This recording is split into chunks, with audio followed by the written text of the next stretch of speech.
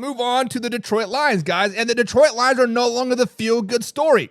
They are no longer the Cinderella story. They are no longer the team that wish was everybody. Guys, they are seriously contenders now.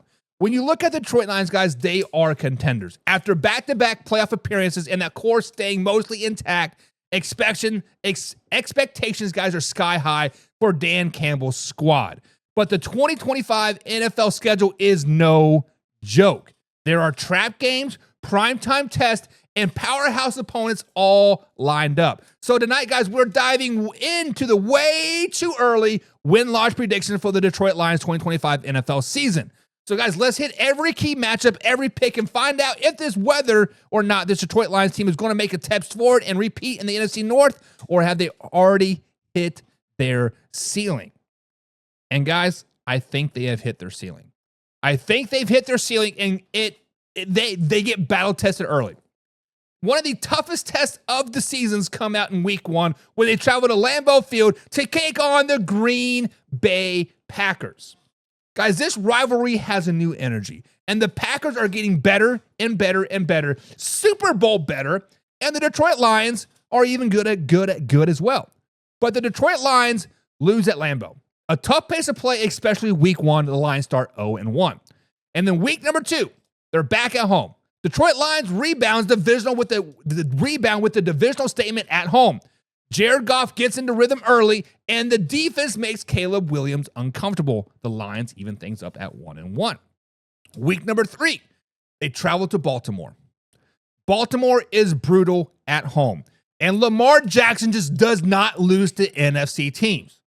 I don't know what it is, but Lamar Jackson and the Baltimore Ravens have the numbers for the NFC teams. And Lamar Jackson mobility gives the Lions front 7 problems. The Detroit Lions dropped to 1-2 on the season. But then it gets a little bit easier. This one's gritty at home, but the Lions impose their will at the line of scrimmage, and they outlast the Browns in a physical battle, moving to 2-2 on the season. So a back and forth first month, guys, right? Sitting at 2-2, the Detroit Lions have shown flashes, but also the burden of expectations. The key, they've weathered some top-tier opponents, the Packers, the Ravens, and they have yet to hit their stride. Let's just be honest about it. And week number 5, they start to hit their stride. They hit their stride at Cincinnati when they go on the road to take on Joe Burrow and the Bengals. The Lions make a statement here. This is where the defense truly arrives. Huge road win for the Lions. And then week number 6, they play the best team in the NFL at the best stadium in the NFL, the one and only Kansas City Chiefs at Arrowhead Stadium, and the Detroit Lions stuns Arrowhead again. Jared Goff picks apart the secondary, and the defense holds up just enough. The Lions win back-to-back AFC showdowns and move to 4-2 on the season. And then week number 7, they're back at home on Monday Night Football to take on the one and only Tampa Bay Buccaneers. All eyes are watching this game. This is where the Detroit Lions look like a complete team heading into the bye week, and they dominate the Tampa Bay Buccaneers on Monday Night Football. Now, week 8 is their bye week.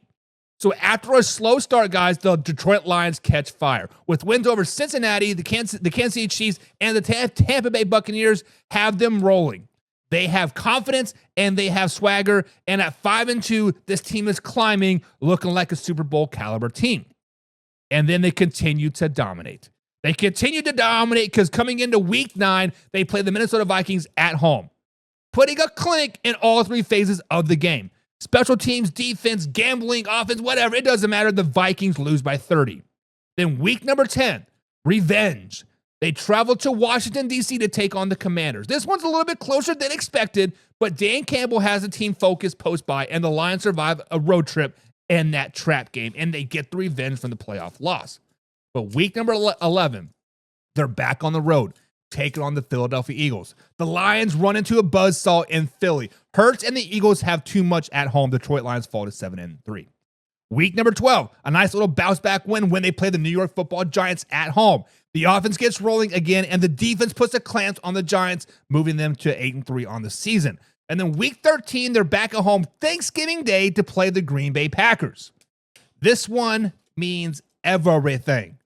National stage, holiday spotlight, revenge from week 1.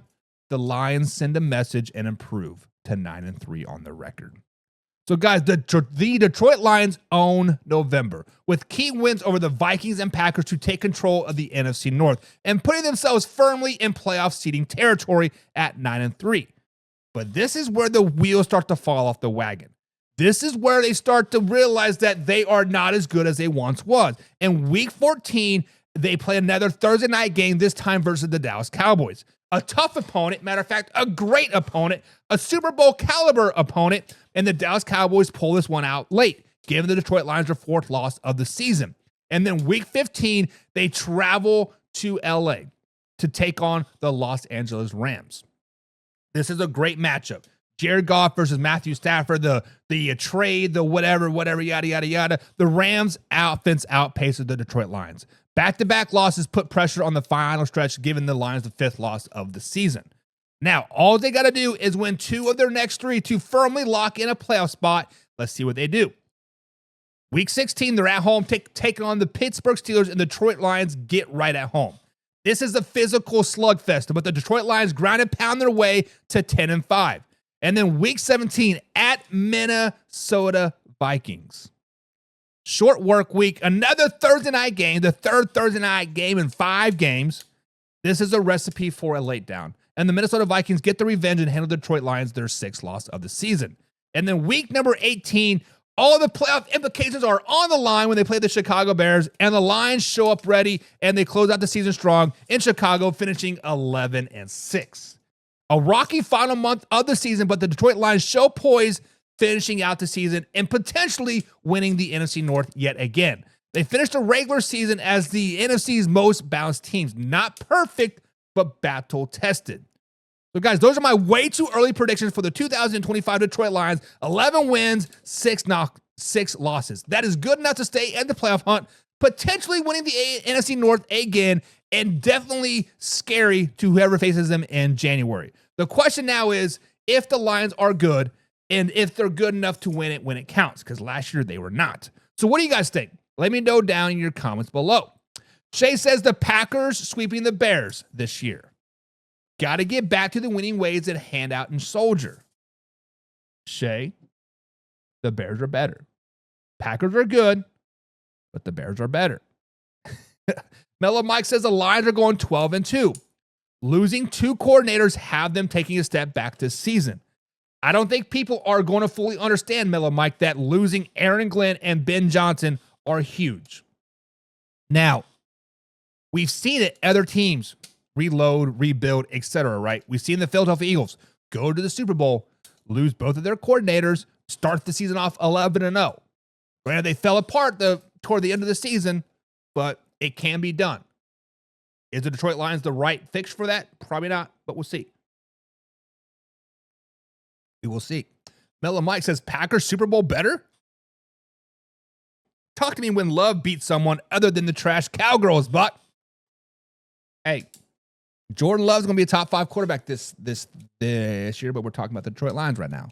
Jared Goff is a top 5 quarterback right now. Alpha Rob says 12-5 for the Lions. I think they're going to learn their lesson going all out every game. This is correct, Rob. Championship teams like the Eagles, like the Chiefs, they learn how to pace themselves throughout the season, right? When you play a team like the Browns, you give yourself a vanilla defense, a vanilla offense, right? When you play a team like the Miami Dolphins, you give yourself a vanilla defense, a vanilla offense, right? Just come out and beat me. You can't do it because we're better than you are. Man, Mellow Mike's on full troll mode, and I love every minute of it. Mellow Mike says, Buck's narrative sounds like a bedtime story to telling his boys. Real sleepers. Don't be hating, man. Don't be hating. Old Man River says, complete turnaround for Dan Campbell. Dan, the man Campbell. 13 wins and only 2 losses, Philly and Baltimore. Well, that would make them 15-2, brother. 15-2. Mellow Mike says, this man's at the Cowboys and Super Bowl in the same sentence. Man, ain't getting nothing up, brother, that case they had. Dog.